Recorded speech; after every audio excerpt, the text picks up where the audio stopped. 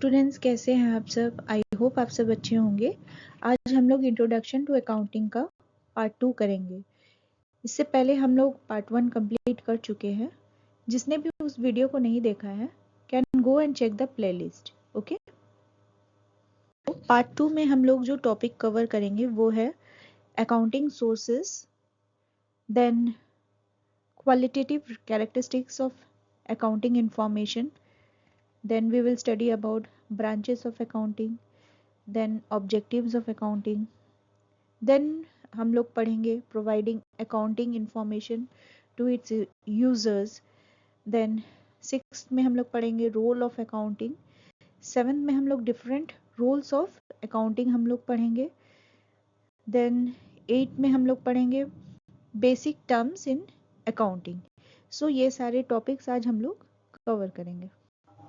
So accounting as a source of information, हम लोग हमारे प्रीवियस वीडियो में अकाउंटिंग के बारे में स्टडी कर चुके थे, राइट।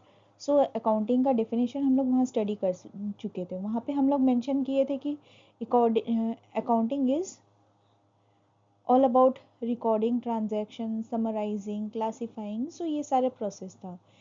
सो अभी जो हम लोग पढ़ेंगे यहाँ पे हम लोग जानेंगे accounting is not just about recording transaction. ये सिर्फ रिकॉर्डिंग ट्रांजैक्शंस तक सीमित नहीं रहता है, इससे आगे बढ़ के ये क्या है, it is primarily an information system that provides useful financial information to various users for decision making. किस लिए?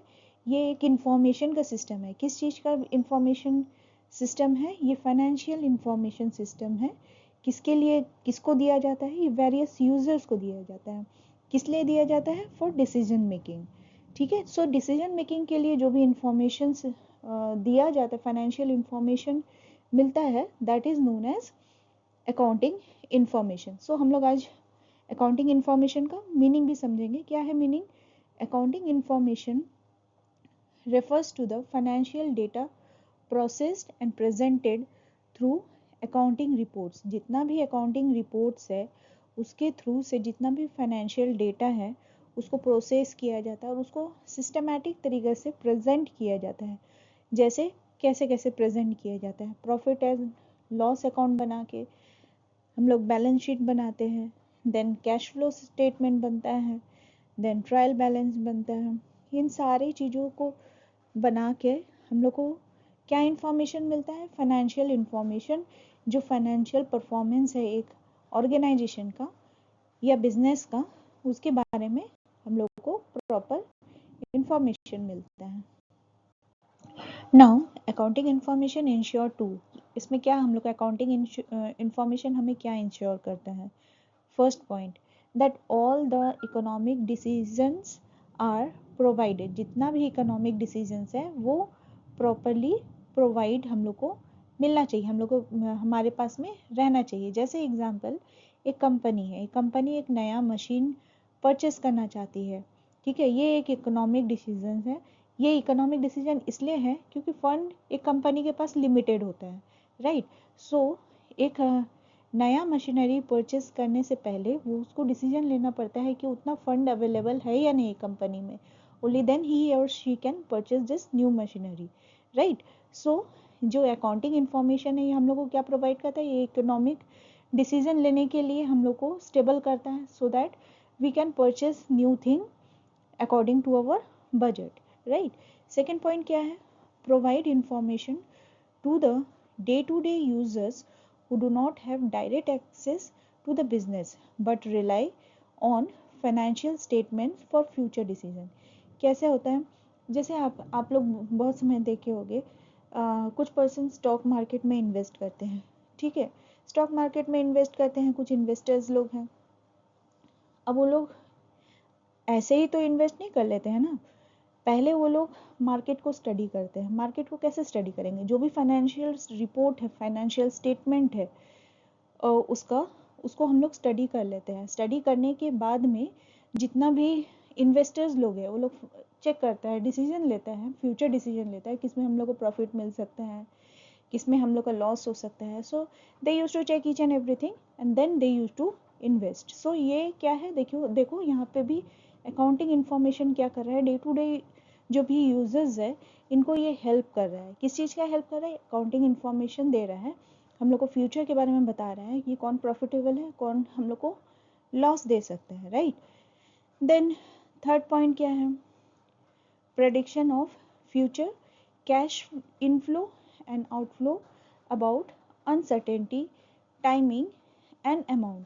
मतलब क्या है, यहाँ पे हम लोग को फ्यूचर में कैश इनफ्लो होगा या आउटफ्लो होगा, उसका कितना सर्टेनिटी है या अनसर्टेनिटी है, टाइमिंग या कितना अमाउंट आ सकता है, इन सारे चीज़ के बारे में प्रेडिक्शन। जैसे मान लो एक बिजनेस ओनर है, reviews financial statement about cash raw material required for next month.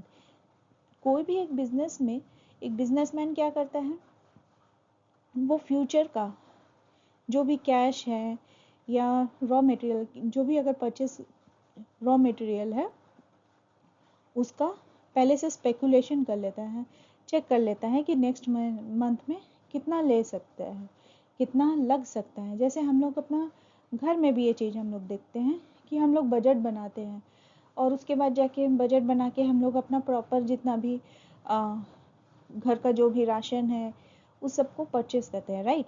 ठीक उसी तरीके से हम लोग नेक्स्ट मंथ के लिए भी कुछ रिजर्व स्टॉक रखते हैं। एग्जैक्टली यहाँ पे भी सेम चीज़ है, कैश इनफ्लो और या आउटफ्लो के बारे में सारा इंफॉर्मेशन हम लोग का अकाउंटिंग इंफॉर्मेशन बताता है। देन फोर्थ पॉइंट में क्या है, that the management is capable of using all the resources properly for profit earning and efficiency. मतलब क्या है, जितना भी रिसोर्सेस है या प्रॉफिट अर्निंग है, इन सारे चीज़ों को करने के लिए भी अकाउंटिंग इंफॉर्मेशन हमें हेल्प करता है, बताता है, ताकि हम लोग जितना भी प्रॉपर एलोकेशन ऑफ रिसोर्सेस हो सके, कहीं पे कोई भी चीज़ का मिसयूज़ ना हो या फिर हम लोग लो कॉस्ट में एफिशिएंट या गुड मैनेजमेंट हम लोग को मिले। सो अकाउंटिंग इंफॉर्मेशन ये भी हमें इंश्योर करता है, ठीक है। नाउ फिफ्थ पॉइंट में क्या है, provide actual and analytical information. ये हमें क्या प्रोवाइड करता है, ये एक्चुअल और एनालिटिकल इंफॉर्मेशन प्रोवाइड करता है। इससे हम लोग को क्या बेनिफिट हो सकते हैं, जो प्रॉफिट ट्रेंड इज इंक्रीजिंग, अगर मान लो कि कोई कंपनी का प्रॉफिट जो ट्रेंड है वो इंक्रीजिंग है, तो मतलब वो हमें क्या शो करता है, उसका एक्चुअल फिगर शो करता है और उसे एनालिटिक इंफॉर्मेशन में हमें प्रेजेंट करता है, जो कि शो करता है कि एक कंपनी का प्रॉफिट हो रहा है। और अगर एक कंपनी का कंटिन्यूसली प्रॉफिट हो रहा है तो हमें क्या दिखाता है, ये good performance of a company, right. ये एग्जैक्टली आपका जो रिजल्ट है वो रिजल्ट के मतलब रिजल्ट के सिमिलर हो सकता है। कैसे कि जैसे देखो, फर्स्ट टर्म में आपका इतना मार्क्स आया, सेकंड टर्म में इतना मार्क्स आया, तो अगर आपका जो परफॉर्मेंस है वो हर दिन बढ़ते जा रहा है बढ़ते जा रहा है, तो दैट मीन्स कि आपका ग्रोथ दिखा रहा है। ठीक अकाउंटिंग इंफॉर्मेशन भी उसी तरीका से है, एक कंपनी का प्रॉफिट अर्निंग जो भी ट्रेंड है वो हमें दिखाता है गुड परफॉर्मेंस। आई होप आपको अकाउंटिंग इंफॉर्मेशन के बारे में प्रॉपरली समझ में आ चुका है। Now we will study about the characteristics of accounting information. जो भी qualitative characteristics of accounting information है उसके बारे में हम लोग स्टडी करेंगे। तो फर्स्ट पॉइंट क्या है, रेलेवेंस। रेलेवेंस से हम लोग क्या समझते हैं, accounting information is relevant as it helps users in decision making by predicting about future events or confirming past evolution। मतलब क्या, एक जो हम लोग पिछले स्लाइड में पढ़े कि एक कंपनी का जो भी प्रॉफिट ट्रेंड है वो एनालिसिस करके हमें बताता है। सो ये हमें जो एक्चुअल है रेलेवेंट जो डेटा है वो हमें प्रोवाइड करता है, so that it helps in decision making by predicting about the future event. जो भी फ्यूचर इवेंट्स हम लोग का है उसके बारे में हम लोग डिसीजन ले सकते हैं, राइट। देन सेकंड पॉइंट क्या है, रिलायबिलिटी। रिलायबिलिटी में हम लोग क्या जानेंगे, accounting information should be true so that consumer can rely on the data। इसमें रिलायबल होना चाहिए ताकि जो भी कंज्यूमर है वो डेटा में विश्वास कर सके, ठीक है। कैसे, कोई भी कंपनी का या ऑर्गेनाइजेशन का जो भी फाइनेंशियल रिपोर्ट है या फाइनेंशियल स्टेटमेंट है उसको ऑडिटिंग, प्रॉपरली ऑडिटिंग करवाना चाहिए, ताकि जो हमें ट्रू फिगर्स है, ट्रू फिगर्स हम लोग को पता चले। अगर मान लो कि कोई ऑर्गेनाइजेशन या कोई कंपनी का जो भी रिपोर्ट है, फाइनेंशियल स्टेटमेंट है, वो अनऑडिटेड है, तो हमें वो ट्रू फिगर्स नहीं दे सकता है। और इसमें क्या होगा कि जो कंज्यूमर है उसे लगेगा कि ये कंपनी हमें फॉल्स बता रही है, कुछ सच्चाई नहीं है, ऐसा होगा, राइट। नाउ थर्ड पॉइंट क्या है? अंडरस्टैंडेबिलिटी। अंडरस्टैंडेबिलिटी का मतलब हम लोग क्या समझते हैं?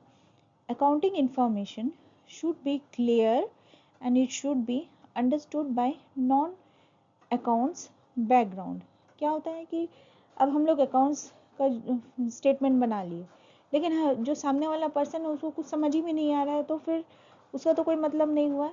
सो अकाउंटिंग इंफॉर्मेशन इस तरीक़ा से बनाया जाना चाहिए, इतना क्लियर होना चाहिए कि जो नॉन अकाउंट्स बैकग्राउंड से है उनको भी प्रॉपरली समझ में आ जाए।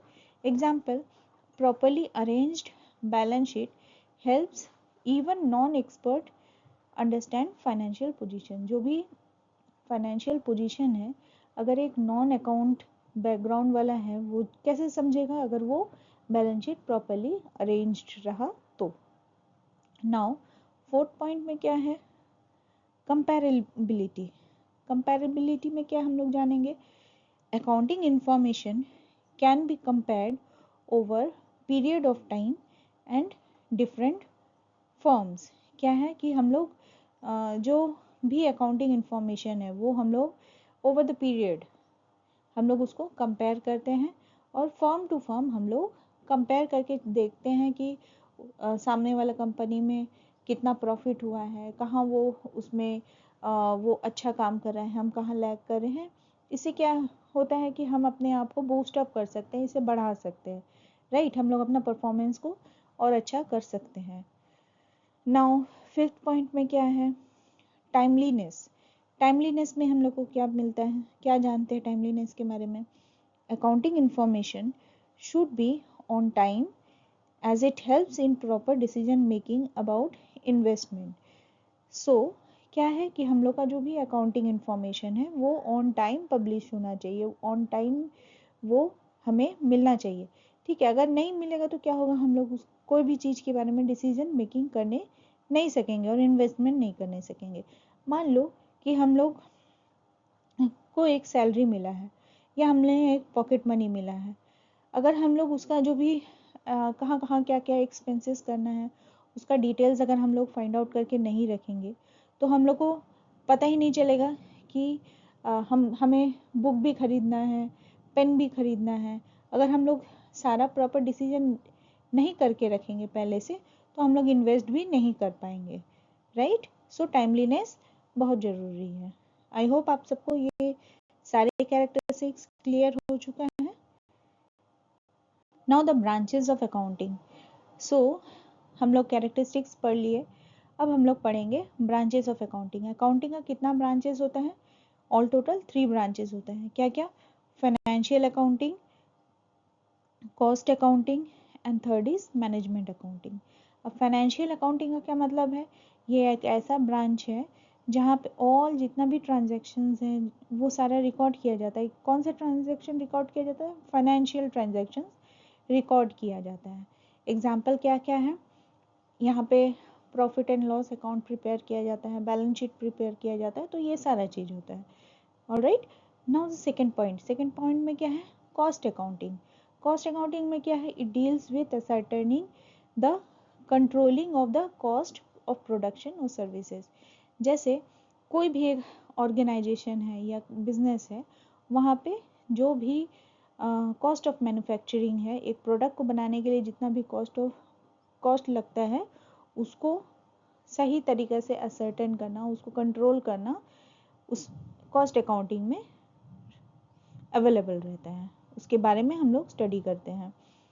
Then is management accounting. Management accounting का क्या मतलब है? It provides financial and non financial information to management for decision making, planning and control. जैसे कोई भी एक ऑर्गेनाइजेशन है या बिजनेस है, उसका जो भी फाइनेंशियल या नॉन फाइनेंशियल इंफॉर्मेशन वो मैनेजमेंट को पता रहना चाहिए, उसको इन्फॉर्म किया हुआ रहना चाहिए। किस लिए?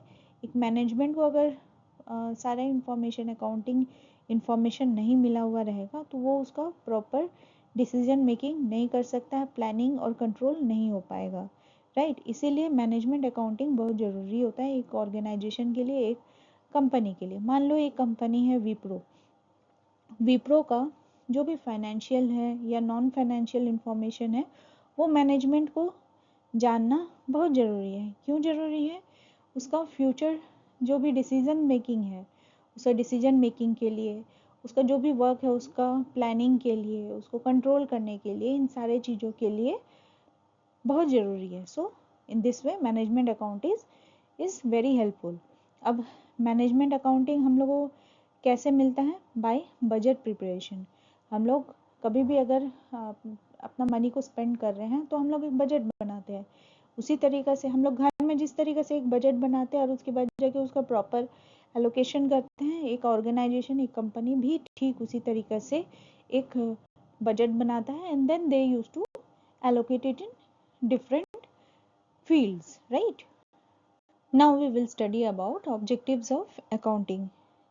अकाउंटिंग का क्या क्या ऑब्जेक्टिव्स है? फर्स्ट में है रिकॉर्डिंग फाइनेंशियल ट्रांजैक्शन। जितना भी फाइनेंशियल ट्रांजैक्शन है उन सारे सबको रिकॉर्ड करने का एक इम्पॉर्टेंट वर्क होता है अकाउंटिंग का, ठीक है।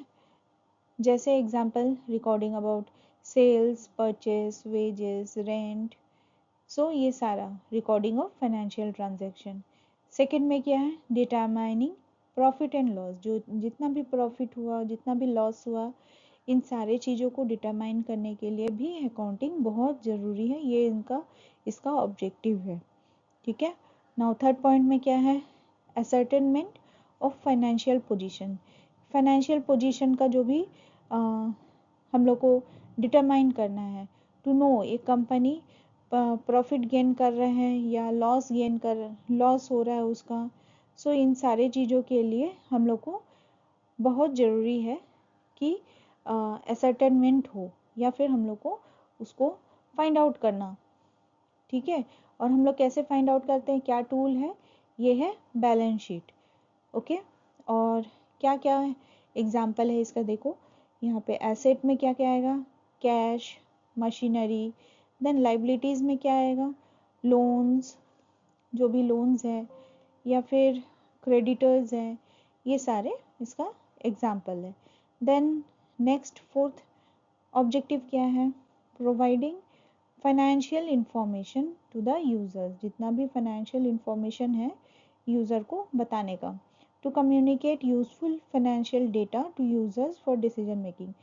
ये क्या करता है? कम्युनिकेट करता है, फाइनेंशियल स्टेटमेंट के थ्रू से कम्युनिकेट करता है, यूज़र्स के साथ में कम्युनिकेट करता है so that they can make decision, ठीक है। नाउ फिफ्थ पॉइंट में क्या है? Assisting in decision making.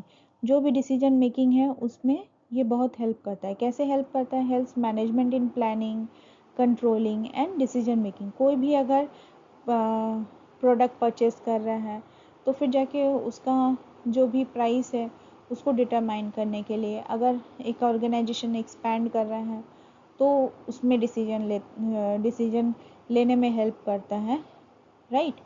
Now six point क्या है? Controlling business performance. Controlling business performance में क्या है हम लोग देखेंगे? Helps in monitoring expenses and improving efficiency. क्या करता है? जो भी हम लोग का एक्सपेंसेस है उसको मॉनिटर करने में हेल्प करता है और एफिशिएंसी को इंक्रीज करता है, राइट। सो एग्जांपल क्या है हम लोग का? Comparing actual cost with budgeted cost. जो भी एक्चुअल कॉस्ट है, बजटेड कॉस्ट है, इसको कंपेयर करने में हम लोग को मदद करता है। नाउ सेवन पॉइंट क्या है? Legal compliance. लीगल कंप्लाइंस का मतलब क्या हुआ? Ensure compliances with tax laws and company regulation. जितना भी टैक्स लॉ के साथ में जो भी कंप्लाइंसेस है उसको, और कंपनी का जो भी रेगुलेशन है उसको इंश्योर करता है। एग्जाम्पल क्या है?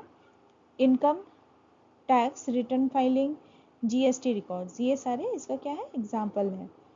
ऑलराइट, आई होप ये सारा जितना भी ऑब्जेक्टिव्स है आप लोगों को क्लियर हो गया है।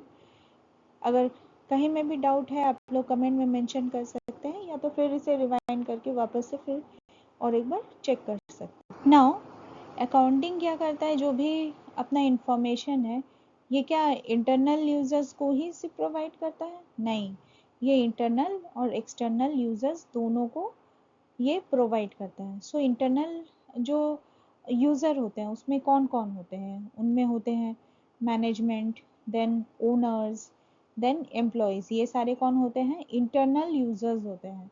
और इसका क्या पर्पस क्या होता है? पर्पस होता है planning, then control, then profit earning, then performance. ये सारे इंटरनल जो यूजर्स होते हैं उसका डिटेल्स है, राइट। अब एक्सटर्नल यूजर्स में कौन कौन होते हैं? Bank, government, creditors, customers, then researchers, ये सारे कौन होते हैं? एक्सटर्नल यूजर्स होते हैं। और इसका पर्पस क्या होता है? Lending, taxation, supply stability, then analysis, ये सारे पर्पस होता है एक्सटर्नल यूजर का। आई होप ये क्लियर हो गया है किसको किसको इंटरनल यूजर में कौन कौन होते हैं, एक्सटर्नल यूजर्स में कौन कौन होता है, राइट। अभी हम लोग पढ़ेंगे रोल ऑफ अकाउंटिंग। उससे पहले हम लोग एक बार रिकैप करेंगे अकाउंटिंग का डेफिनेशन। अकाउंटिंग क्या है? तो है यहाँ पे लिखा हुआ है accounting is the process of identifying, measuring, recording and communicating financial information to its users. जितना भी हम लोग का पास में इंफॉर्मेशन है उन सबको क्या करना है? आइडेंटिफाई करना, मेजर करना, रिकॉर्डिंग करना। सो ये डेफिनेशन होता है, ये मीनिंग होता है अकाउंटिंग का। अब अकाउंटिंग का जो भी रोल है वो क्या क्या रोल है? फर्स्ट में रिकॉर्डिंग, ठीक है, रिकॉर्डिंग ऑफ बिजनेस ट्रांजैक्शन। इसमें क्या होता है? जितना भी फाइनेंशियल ट्रांजैक्शन है वो सिस्टमेटिकली रिकॉर्ड किया जाता है और इंश्योर किया जाता है कंप्लीट एंड परमानेंट रिकॉर्ड। जितना भी ट्रांजैक्शन हुआ है उसका कंप्लीट और परमानेंट जितना भी रिकॉर्ड है उसको मेंटेन करना ये बहुत कंपलसरी है, ठीक है। और इसका एग्जाम्पल क्या है? सेल, परचेज, एक्सपेंसेस, इनकम, ये सारा इसका एग्जाम्पल है। नाउ सेकेंड पॉइंट क्या है? सेकेंड पॉइंट है मेजरिंग बिजनेस परफॉर्मेंस। जो बिजनेस कर रहे हैं हम लोग उसका परफॉर्मेंस क्या है उसको डिटरमाइन करना है। प्रॉफिट एंड लॉस शो करता है, जो भी सक्सेस है या फेलियर है उसके बारे में शो करता है। कैसे शो करता है? प्रॉफिट एंड लॉस अकाउंट से। प्रॉफिट एंड लॉस अकाउंट से एक बिजनेस का परफॉर्मेंस मेजर किया जाता है। Then showing financial position. Financial position फिर शो करना। फाइनेंशियल पोजीशन कैसे शो करता है? बैलेंस शीट प्रिपेयर करके। बैलेंस शीट प्रिपेयर करके हम लोग डिटरमाइन करते हैं कि जितना भी एसेट है और लाइबिलिटी है वो सारा हम लोग फाइंड आउट करते हैं, ठीक है। उसके बाद फोर्थ पॉइंट में क्या है? Assisting in decision making. ये सारा चीज़ हम लोग जो भी न्यूमेरिकल वर्क कर लिए उसके बाद हम लोग को क्या करना है? डिसीजन करने में हम लोग को डिसीजन लेने में हम लोग को असिस्ट करता है। कैसे करता है? प्रोवाइड्स यूजफुल इंफॉर्मेशन प्रोवाइड करता है एक मैनेजमेंट को। Then helps in pricing, investment, expansion decision. इन सारे चीज़ों को करने में हेल्प करता है, right, by assisting. Okay, now fifth point में क्या है? Controlling business operation. जो भी बिजनेस का ऑपरेशन है उसे करने में या कंट्रोल करने में बहुत हेल्प करता है। क्या क्या होता है? Helps in cost control and reducing wastage. जितना भी कॉस्ट कंट्रोल है उसे करने में मदद करता है और जितना भी वेस्टेज है उसको रिड्यूस कर देता है। जैसे कि एक budget versus actual cost analysis. एक अगर मान लो कि एक ऑर्गेनाइजेशन है, वहाँ में कुछ भी परचेस करना हो रहा है, ठीक है, तो उसमें क्या करता है? कि सब देख लेता है कि हमारे पास में वो स्टॉक है या नहीं है। अगर वेस्ट हो गया तो उसको हटा दिया जाता है और फ्रेश जो चीज़ है, सामान है, वो लिया जाता है, परचेस किया जाता है। ठीक है। नाउ 6 पॉइंट में क्या है, providing information to the users. जो भी फाइनेंशियल इंफॉर्मेशन है, बहुत एक्सटर्नल और इंटरनल जो भी यूजर्स है, उन सबको बताया जाता है, जो भी इंफॉर्मेशन बताया जाता है। Supports investors, banks, government and employees. ये सारे क्या करते हैं, इन्वेस्टर्स, बैंक्स, गवर्नमेंट एम्प्लॉयज इनको हेल्प करते हैं। देन क्या है, 7 नंबर में क्या है, लीगल कंप्लाइंस। लीगल कंप्लाइंस में क्या है, help in fulfilling legal and tax requirements. जो भी इनकम टैक्स का जो भी डिटेल्स है, इनकम टैक्स का जो भी डिटेल्स है उसको फिल करने के लिए, जीएसटी रिकॉर्ड्स मेंटेन करने के लिए, ऑडिट रिपोर्ट्स के लिए, ये सारे चीज़ों के लिए भी बहुत इम्पोर्टेंट है। नाउ 8 पॉइंट क्या है, facilitating planning and forecasting. Facilitating planning and forecasting का क्या मतलब है, जो भी फ्यूचर प्लानिंग है या पास्ट बेस्ड डाटा है, उन सबको प्रोवाइड करते हैं सो दैट जो भी यूज़र है उसको स्टडी करके आगे का जो भी काम है वो कर पाए। ठीक है। नाउ की आइडिया क्या है यहाँ पे, accounting plays a vital role in providing useful information for decision making, control and growth of a business. So accounting क्या करता है, बहुत ही इंपॉर्टेंट एक वाइटल रोल प्ले करता है एक डिसीजन मेकिंग में, कंट्रोल में, ग्रोथ में, एक बिजनेस का ग्रोथ में, इन सारे चीज़ों में हेल्प करता है।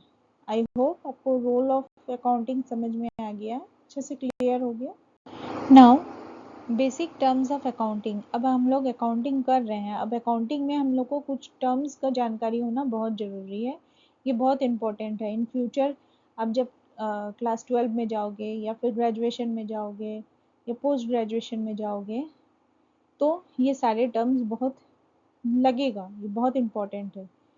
ठीक है। सो फंडामेंटल टर्म्स, फंडामेंटल टर्म्स क्या क्या है यहाँ पे, देखो एसेट, एसेट का क्या मतलब है, resources owned by business having economic value, जैसे कैश, बिल्डिंग, मशीनरी, इन्वेंटरी, ये सारे क्या है, एसेट है। ठीक है। जो धन है, जो संपत्ति एक ऑर्गेनाइजेशन के लिए, ये बिजनेस के लिए, सो उसको बोलते हैं एसेट। लाइबिलिटीज, लाइबिलिटीज का क्या मतलब है, ऐसा अमाउंट जो हमको पे करना है। ठीक है। आउटस्टैंडिंग अमाउंट, उसको हम लोग को पेमेंट करना है। जैसे मान लो कि हम लोग एक बिस्किट का पैकेट परचेस किए हैं, अब हम परचेस तो कर लिए हैं लेकिन हम पेमेंट नहीं दिए हैं। सो हम लोग घर ले आए, अब हम लोग नेक्स्ट दिन जाके पेमेंट करेंगे, ऐसा बात करके आए हैं। सो जो बिना पैसा का हम लेके आए हैं, हम परचेस तो कर रहे हैं लेकिन अभी बिना पैसा का बाद में हम पैसा देंगे। So this is known as liability. Okay. Now capital, capital या ओनर्स इक्विटी, ये क्या होता है, ये होता है एक ओनर है, वो ओनर कितना इन्वेस्टमेंट कर रहा है एक बिजनेस के लिए, या कितना अपना फंड डाल रहा है so that that business should run, so that is known as capital और owners equity. Okay. Now revenue, revenue का क्या मतलब है, रेवेन्यू और इनकम ये दोनों सेम है। जो भी money earn from ordinary businesses activities, जितना भी ऑर्डिनरी बिजनेस एक्टिविटीज़ है उससे हम लोग को जो भी मनी रिसीव्ड होता है उसे हम लोग क्या बोलते हैं, उसे क्या बोलते हैं हम लोग, रेवेन्यू इनकम बोलते हैं।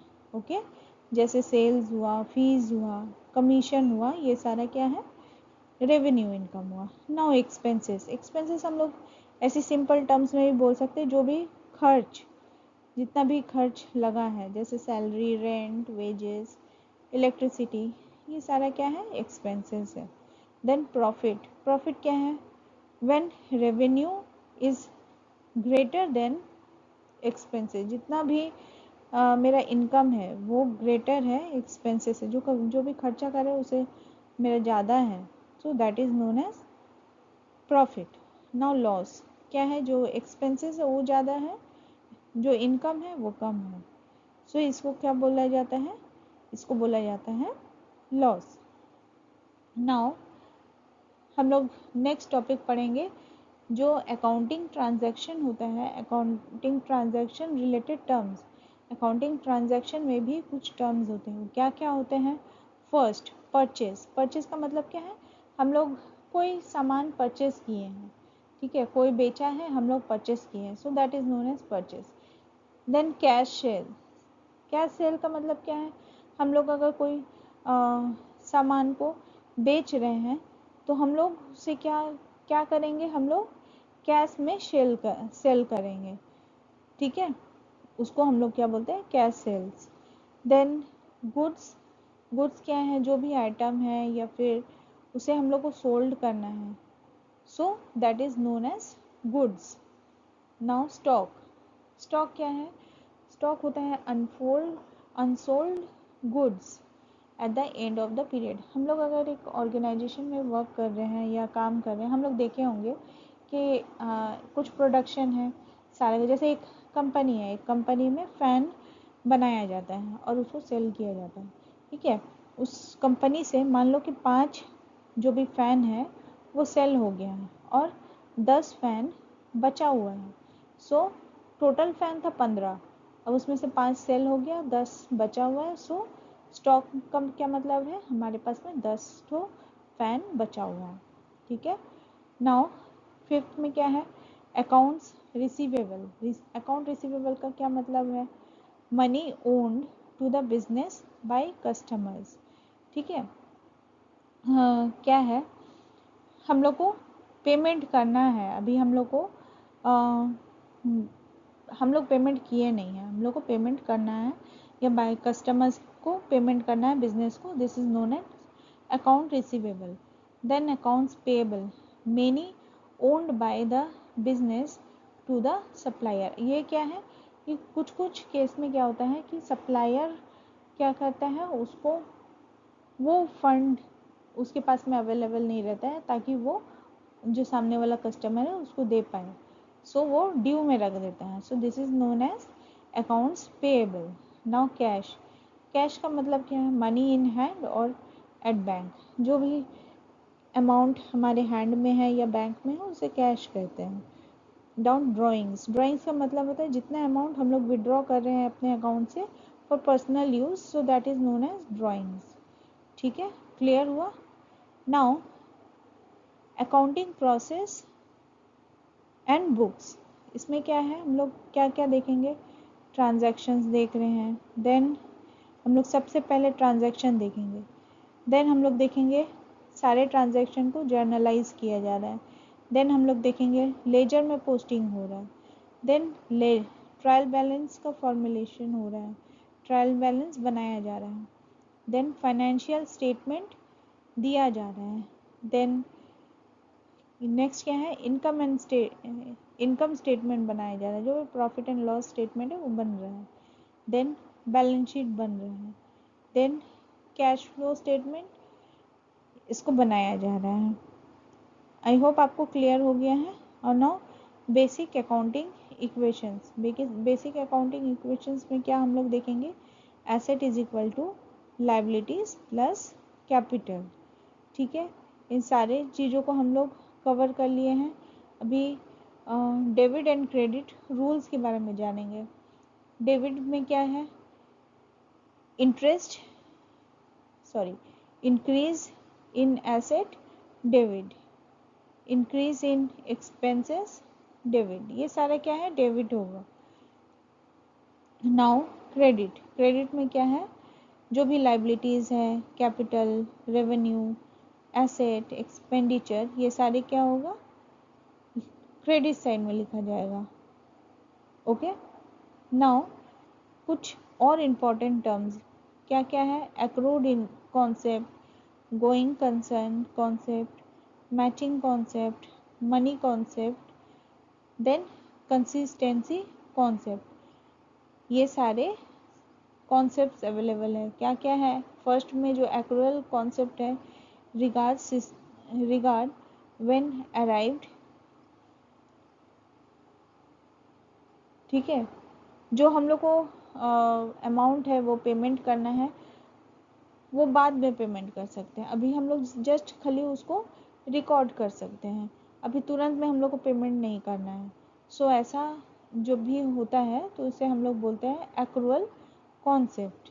देन नेक्स्ट में क्या है, गोइंग कंसर्न। गोइंग कंसर्न का मतलब एक बिजनेस है वो चल रहा है, जो चल रहा है वो बंद होने का नाम नहीं, so that is known as going concern. Then matching concept. Matching concept का क्या मतलब है, expenses are methods with revenue of the same period. जो भी रेवेन्यू है उसके साथ में मैच करना चाहिए। देन क्या है, मनी मेजरमेंट कॉन्सेप्ट। इसमें क्या होता है, only transactions measured by money, इसको हम लोग यहाँ पे दिखाते हैं। अब हम लोग इन सारे टॉपिक्स को और बार बार रिवाइज करेंगे ताकि ये हमारे लिए एकदम अच्छे से समझ में आ जाए। आई होप आपको मेरा वीडियो अच्छा लगा होगा और आपने सारे कंटेंट्स को एंजॉय किया होगा, समझ में आया होगा। कहीं पे भी डाउट है तो प्लीज़ कमेंट करेंगे और मेरे वीडियो को ज़्यादा से ज़्यादा शेयर करिए और सब्सक्राइब करिए, क्योंकि देखिए मैं नया वीडियो बना रही हूँ, मुझे उतना नॉलेज नहीं है, फिर भी मैं अपने साइड से कोशिश कर रही हूँ ताकि आपको हेल्प कर पाऊँ, राइट। इसलिए आप भी मेरे को हेल्प करिए और मेरे को बताइए कि कहीं पे अगर मैं और इम्प्रूव कर पाऊँ। Okay, thank you.